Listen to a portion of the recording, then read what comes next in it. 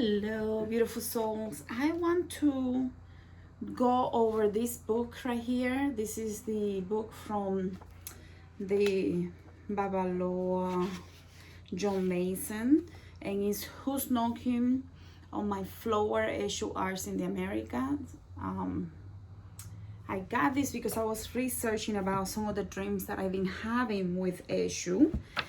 And there were some things here that I found interesting. I don't agree with everything, but you know, who am I to know agree, right? Like, I think this person has a lot of experience. He has written a lot of books on the Orishas and Ifa, the Odus, Dafa, and all of the divination tools and how to use it. So if you want to learn more, you definitely want to check out on Amazon John Mason. I don't get anything I don't get any commissions or anything, so it's not that I'm trying to make any money on this, just to be clear. But here in this book, he's trying to say that he's mentioning that Eshu is not just the guardian of virtual life, but he's also the DNA activator. I have my own thoughts about this, but I just wanted to mention that because I think it's interesting how he's linking Eshu with DNA activation, where in my point of view, the heart center is the main step, the main gate to go through the heart activation.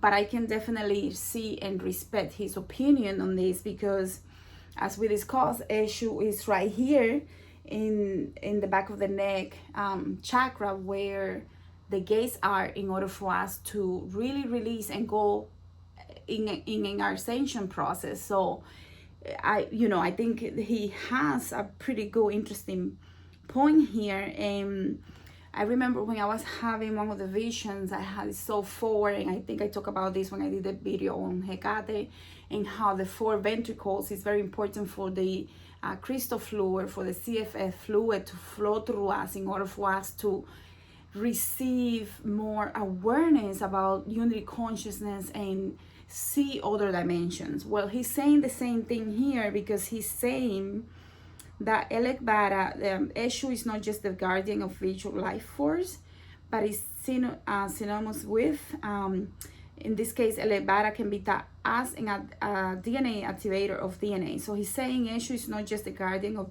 vital force, but that Elekbara, because we know that Eshu, Elekbara, is one of those avatars, right? And Elekbara is the one that allows, in 21 divisions, Papa Lebag, which is Elekbara, allows for the energy to come, the spirit energy to flow through the gates in order for us to be able to mount the spirit.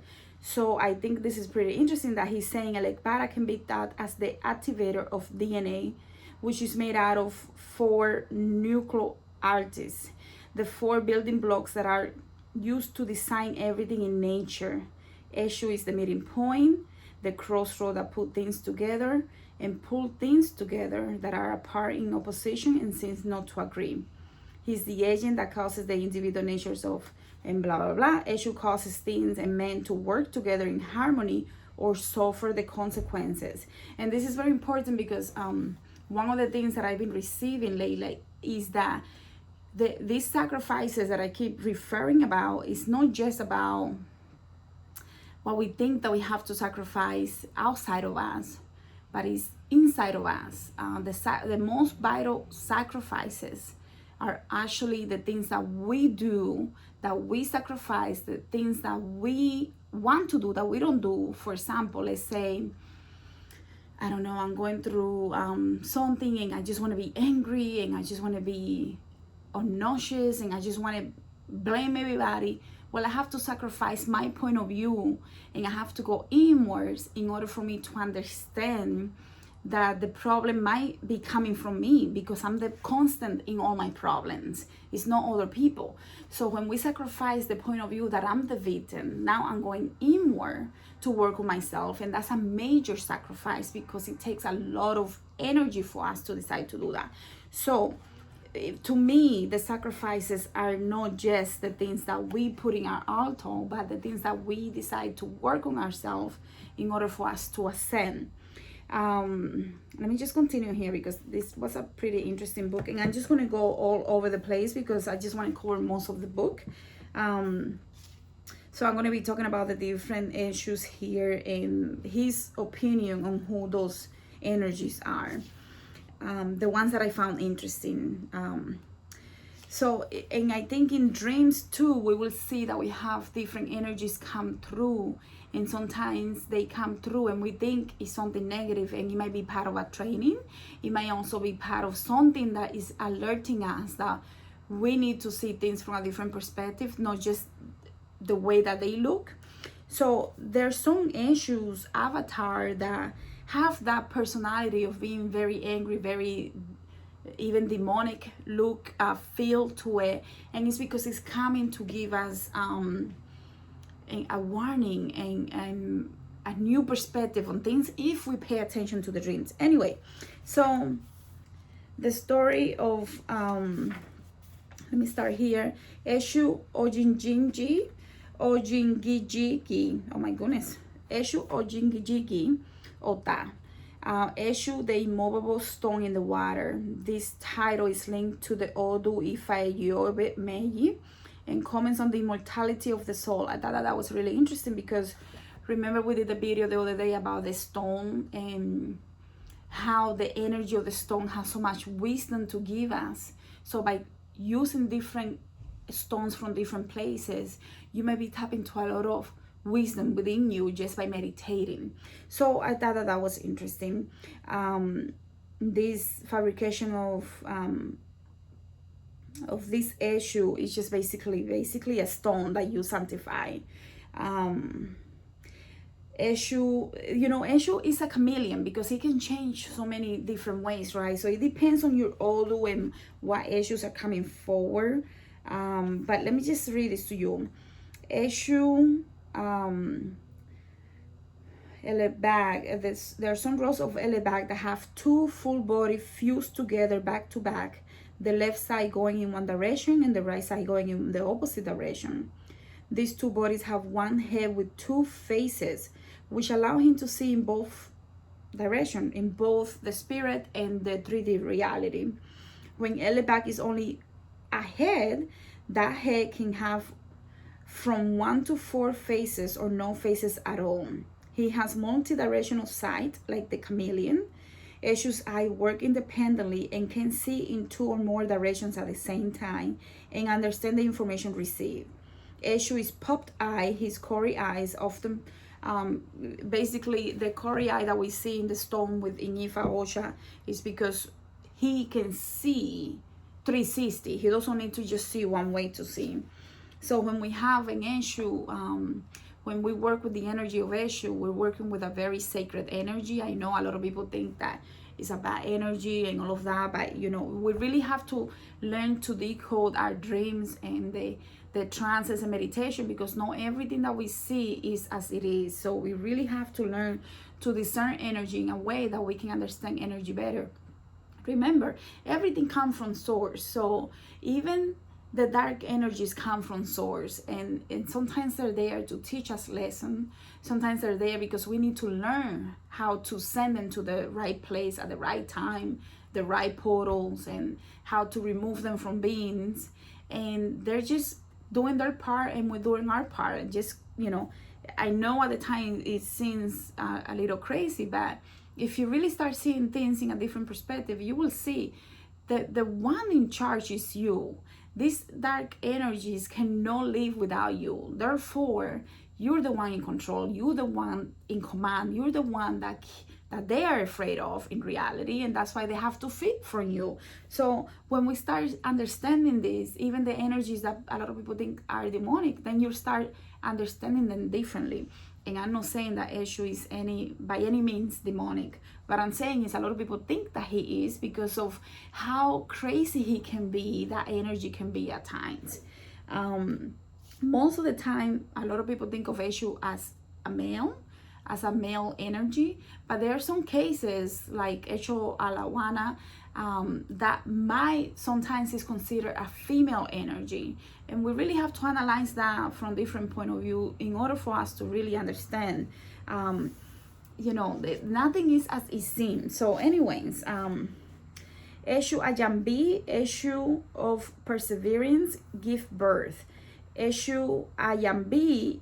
Ayambi is the mother of Elekbara with Eshu Oku Bioro. So, there are hundreds of Eshus. One of the things that Eshu teaches us is that even when we get down, which is the example of Eshu Ayambi, even when we get down, we need to get back up. We need to understand that some challenges are challenges because they're tests that we put ourselves there so we can learn and ascend go through our ascension process. So Eshu Ayambi is very warlike. He's very strong, very determined, very warlike, like a warrior. So Eshu Ayambi is the warrior like. Eshu Elekbara is the owner of 2,000 bodies. He's Oga, which means one superior, and he's like the chameleon, which is Oga, and changes from form to do various things. So he can change at any time to do what he needs to do. Sometimes we might see him as a baby. That's why we synchronize him with the baby Jesus.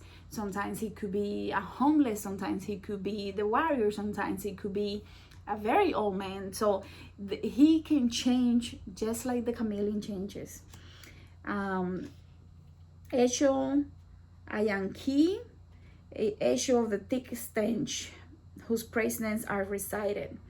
So Eshu of perseverance. Eshu of perseverance, same thing as Ayambi. Eshu Oku, gatherer of the courses that feed spirits that live in the trees Arava, Iroko, Akoko. This is very interesting because Eshu Oku, is very related to the dead spirit. So anything that related to the dead, I'm going to be excited about.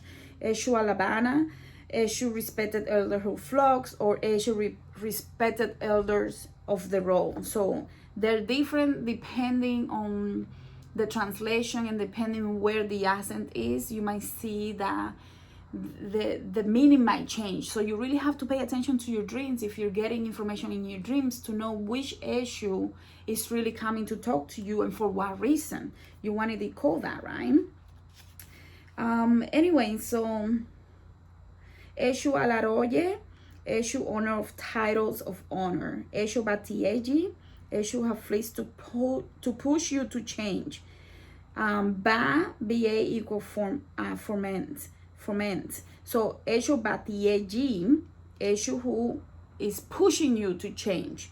Eshu Alakajiki, Eshu owner of the wrong salute. Eshu who split things turn to press down a thing. So Eshu Alakajiki might be saying as Lajiki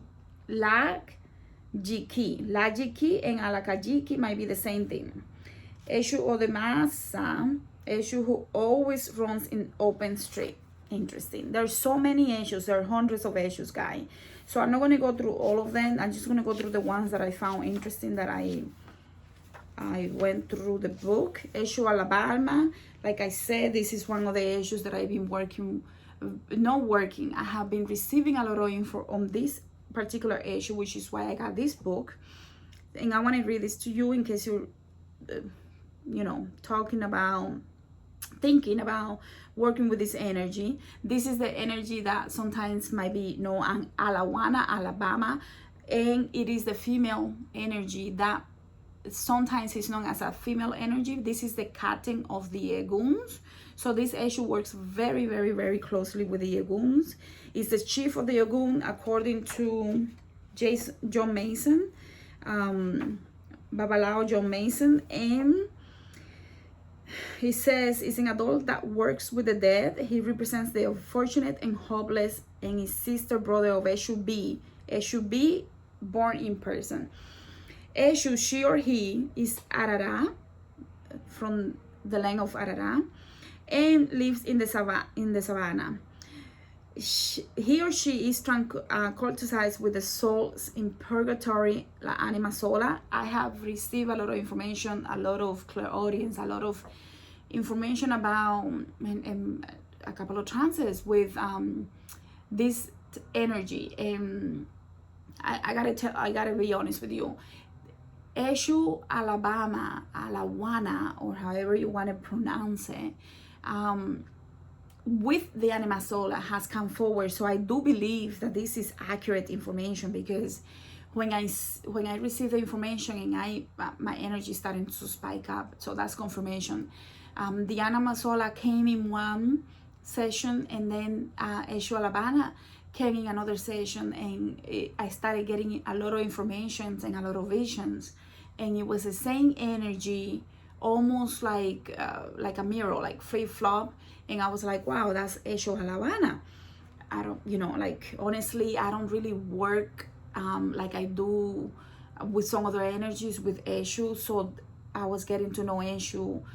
It's been a few months that I've been getting a lot of information on Eshu and Eshu Alabama in particularly. So I was getting a lot of information, and I just wanted to read more. Unfortunately, the book doesn't really say much about Eshu Alabama. I think I got more in my dreams and my trances than what it says here. But like every Eshu is just very small amount of information that is given, because there's so many Eshus that he is trying to reference here. But Eshu Alabama, he's confirming that he's the chief of the goons, and proceeds with them to whip his hand.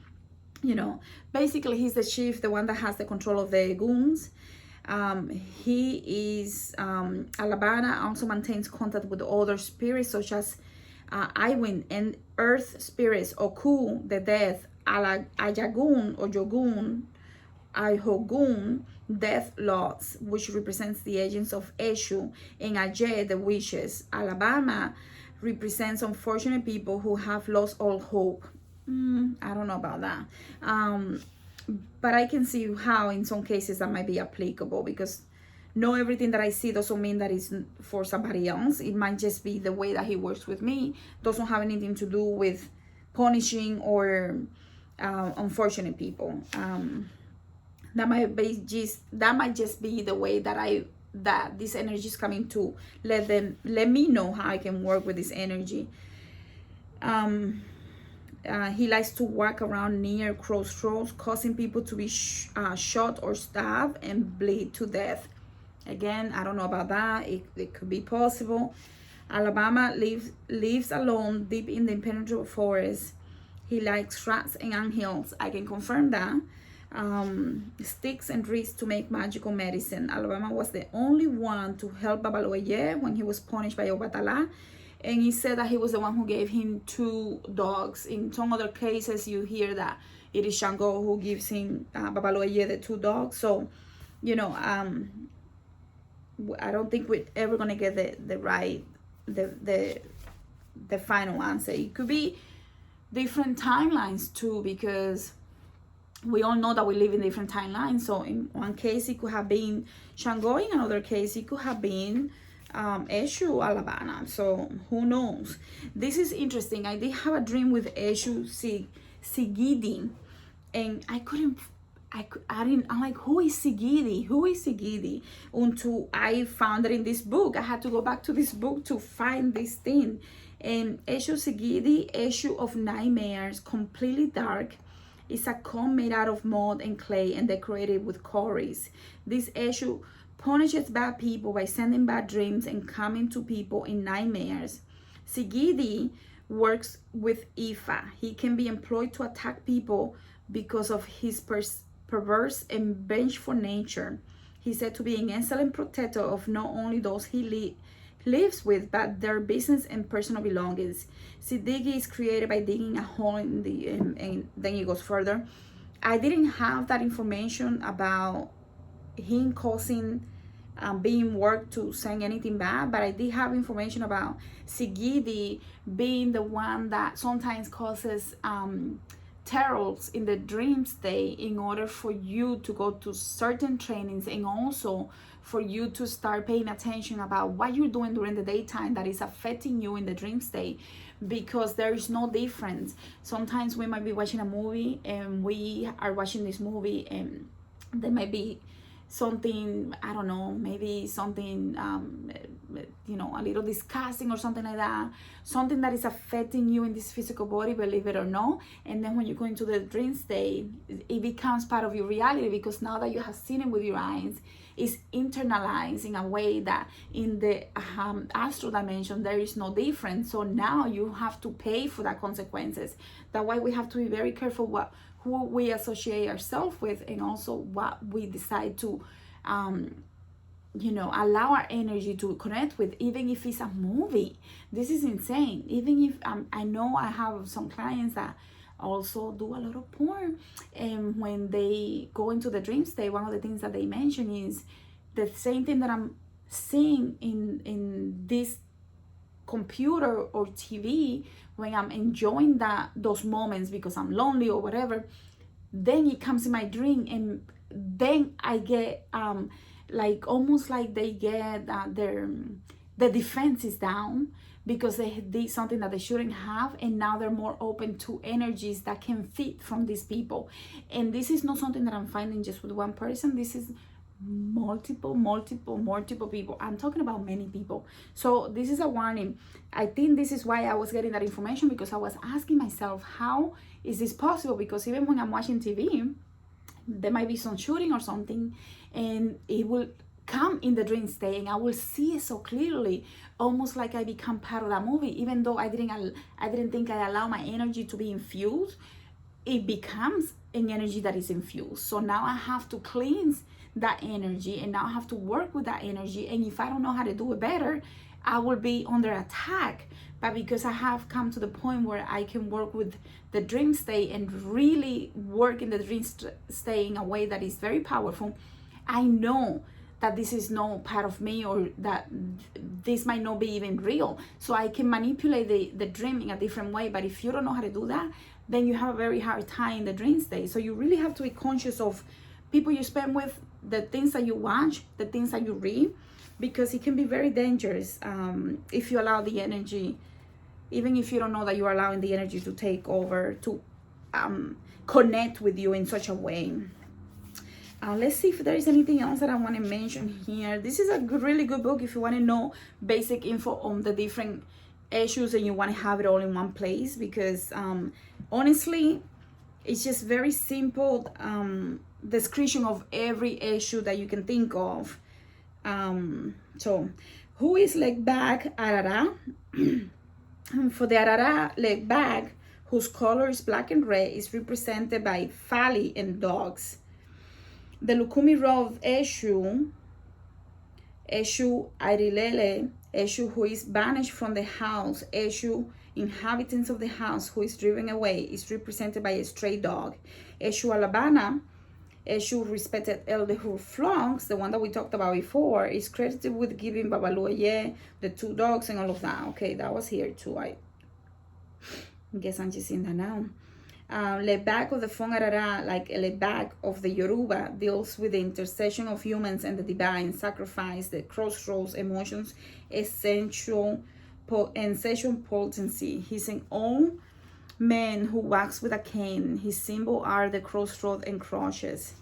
In Buru, the Marasa, the sacred twins, are invoked with Papa Legba at the start of each Boru ceremony, which is true. They're also linked with Papa Gede, who is the special protector of the young children's lives. The Creole wolf of Marasa is those who come divided. Marasa represents all the children born in the special circumstances, and is depicted as a Legba number, which is number 3. The Lebak is a divinity of the crossroads, cardinal points. Carrefour, I think we call him Carrefour, is the master of the points between. My goodness, Carrefour. Anyways, the Carrefour is the moon, commands the demons of the night, the divinities of the day that are fundamentally just, and if they cause a man, they can cause a man's misfortune. It is just cause a punishment that disciplines the, okay, so if you do something bad, you're gonna pay, basically. And I think a lot of people that are in this ascension process already know that this is true.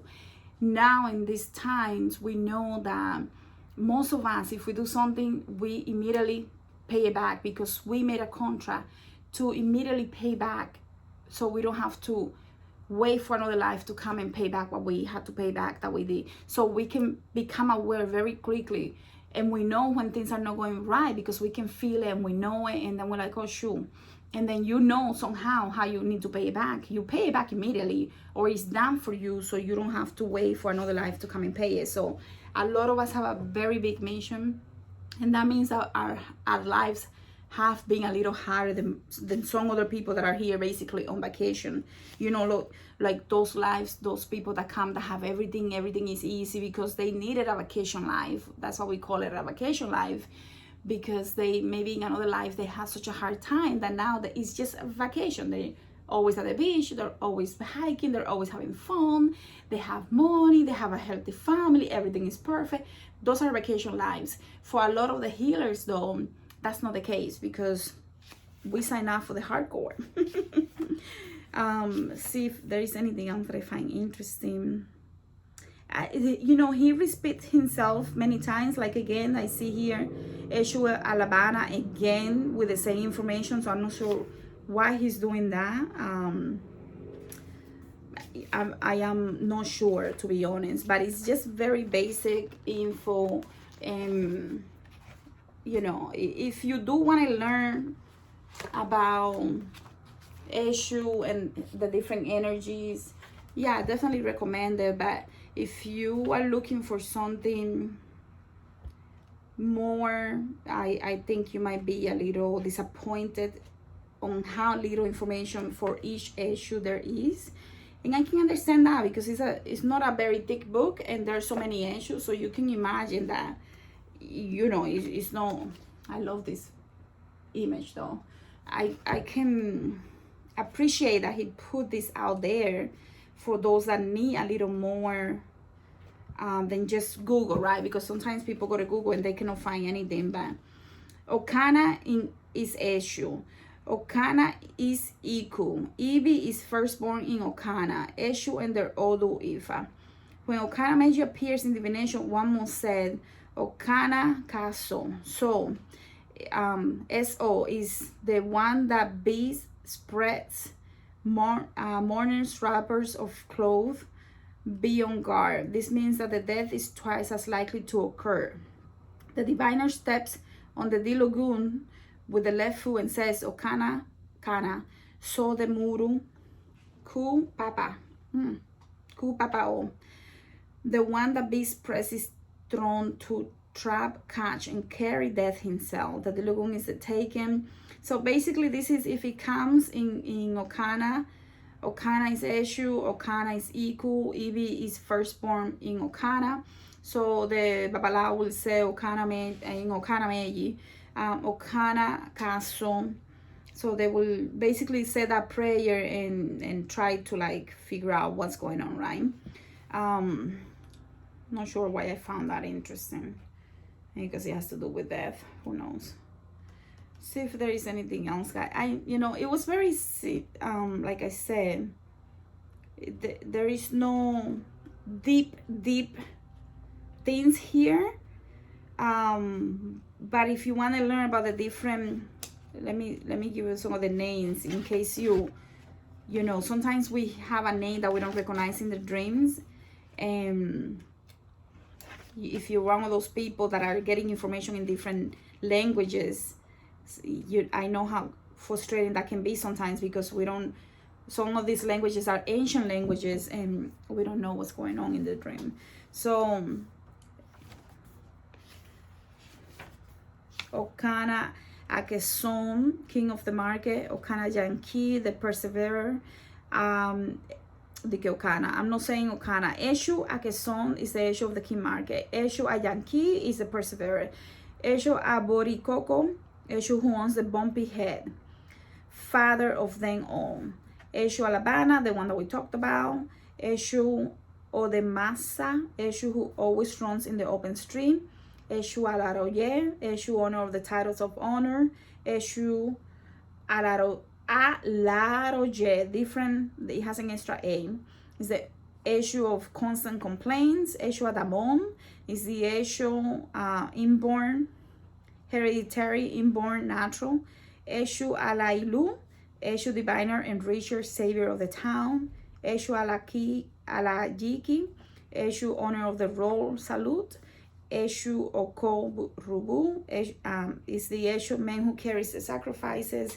Eshu B is where Eshu is born. So many Eshus. Where is his other list of all the Eshus? There was a list here of all the Eshus, and it doesn't have. It's let's see if I can find it. Yeah, I found it. Eshu Abaile, Eshu Abalonke, Eshu Abo Para, Eshu Aborikoko, Eshu Adamon, Eshu Adurubona, Eshu Afra, Afrodi, Eshu Agangan, Eshu Aganlika, Eshu Agbakeru, Eshu Abalonke, Eshu Abanuke, Eshu Agere, Eshu Agomeyo, Eshu Agongo, Eshu Agogri, Eshu Akakara, Eshu Akeru, Eshu Akesum, Eshu Akileyo, Eshu Akinkeyihinye, Elebo, Eshu Akokorovilla, Eshu Akokoyeville. And the list goes on. So all those words just on sample. The list is a couple of pages, so I'm not going to read them all, but if you want to check this out, like I say, it's simple, but you know, if you're new and you don't know much, it will be worth it for you to have this book. But if you're more advanced, I was a little disappointed because it's very, very, very basic information, nothing major. All right, guys, I'll see you guys in the next one. Thank you.